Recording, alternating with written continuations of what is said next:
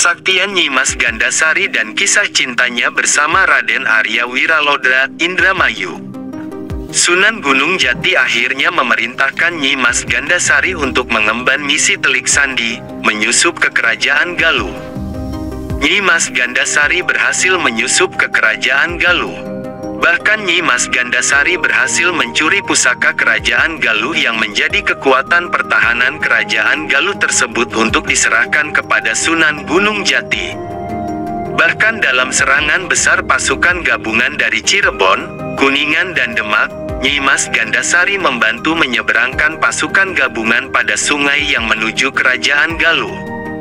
Nyi Mas Gandasari, kalau Anda berkunjung ke Cirebon, cobalah mampir ke stasiun Prujakan.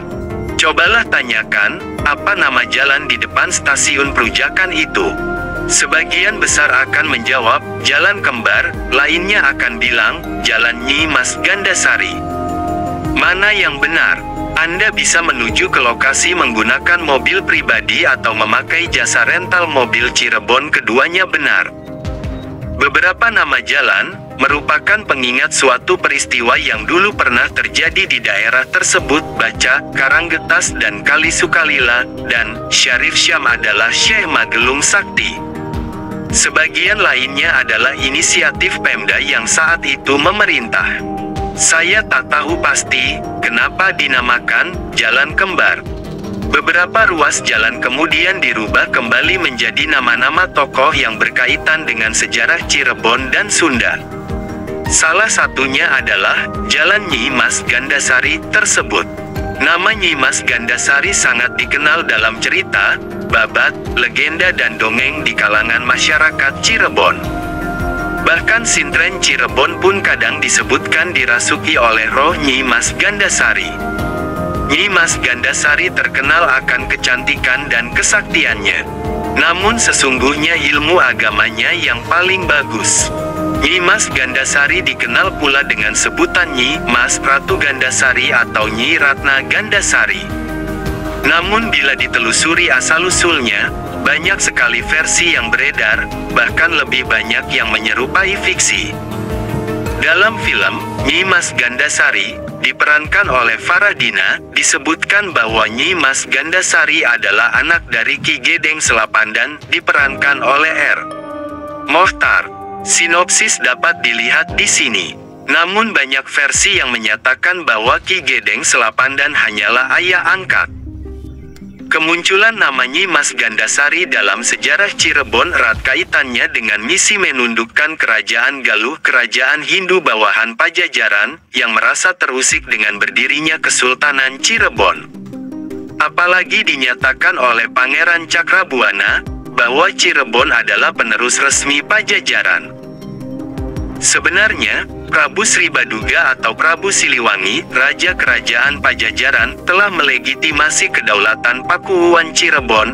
Sejak Raden Walang Sungsang bergelar Pangeran Cakrabuana diberi gelar lain oleh Prabu Sri Baduga sebagai Prabu Sri Mangana.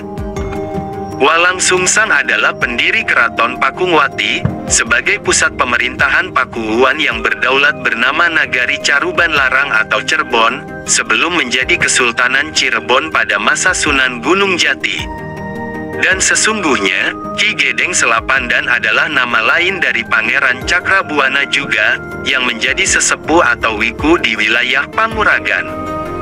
Pangeran Cakrabuana memang dikenal memiliki nama yang berbeda di beberapa tempat. Bahkan disebutkan memiliki ilmu dapat merubah wujud, yaitu mencala putra mencala putri. Kerajaan Galuh pada masa Prabu Cakraningrat merasa terusik, karena wilayah Kuningan kemudian menyatakan di bawah kekuasaan Kesultanan Cirebon, dan menolak memberi upeti lagi kepada Kerajaan Galuh. Sementara Indramayu, yang dipimpin Adipati Raden Arya Wiralodra, memainkan peranan agen ganda. Tetap di bawah kekuasaan Galuh namun membantu Cirebon dalam penyebaran agama Islam. Ketika akhirnya pecah perang antara Kerajaan Galuh dan Kesultanan Cirebon, Kesultanan Demak Bintara turut membantu Kesultanan Cirebon. Bahkan Sultan Trenggana sendiri yang maju memimpin pasukan Kerajaan Demak Bintara. Namun, Kekuatan pasukan Adipati Kuningan, Arya Kemuning, yang dibantu pasukan Kesultanan Demak Bintara, tak mampu menembus pertahanan kerajaan Galuh. Sunan Gunung Jati akhirnya memerintahkan Nyi Mas Gandasari untuk mengemban misi Telik Sandi, menyusup ke kerajaan Galuh. Nyi Mas Gandasari berhasil menyusup ke kerajaan Galuh. Bahkan Nyi Mas Gandasari berhasil mencuri pusaka kerajaan Galuh yang menjadi kekuatan pertahanan kerajaan Galuh tersebut untuk diserahkan kepada Sunan Gunung Jati.